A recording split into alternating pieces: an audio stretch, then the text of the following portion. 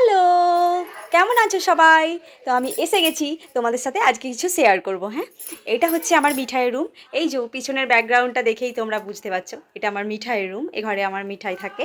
তো এই ঘরে ওর বাবাই ওর ঘরটা একটু নতুন করে কিছু সাজিয়ে দিয়েছে, কিছু মডিফাই করে দিয়েছে। তো সেইগুলোই এখন আমি তোমাদের কাছে শেয়ার করব। তো চলো। তো এই যে এইটা আমার মিঠাইয়ের রুম। এই যে ওই যে ওনার বাবাই, এখান থেকেই শুরু করছি।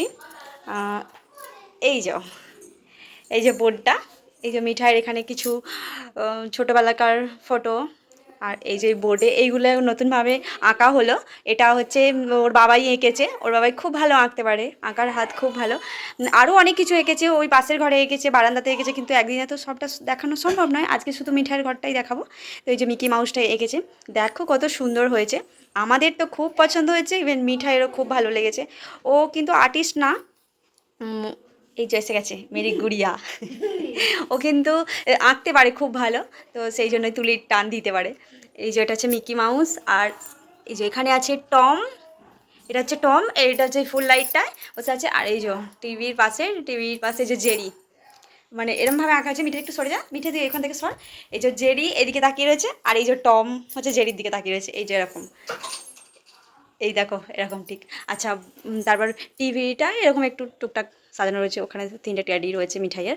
আর এই টিভির পাশে এই বোর্ডটাতে এই যে গাড়ি এঁকেছে। এটা একটা গাড়ি, মানে এটা ভালো দেখা যায় না তো, এখানটা ছোটো করে আর কিছু আঁকার এ ছিল না। অসুবিধা হচ্ছিলো বলে গাড়িটা আঁকা হয়েছে। গাড়িটাও খারাপ লাগছে না, বেশ ভালোই হয়েছে, সিম্পল। আচ্ছা, ওখানে একটা আছে।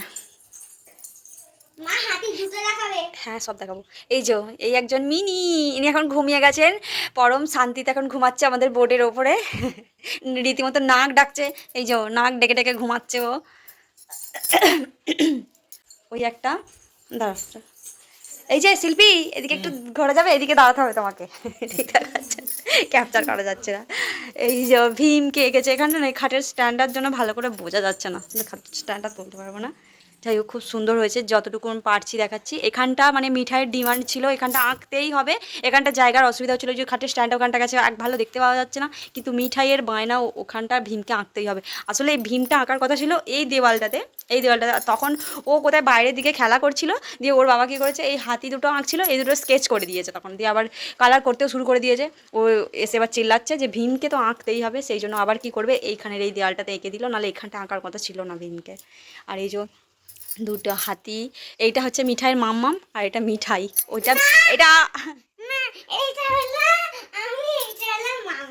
ও আচ্ছা আচ্ছা আচ্ছা, এইটা মিঠাই আর এটা মিঠাইয়ের মাম্মাম, এইটা ওরই বক্তব্য।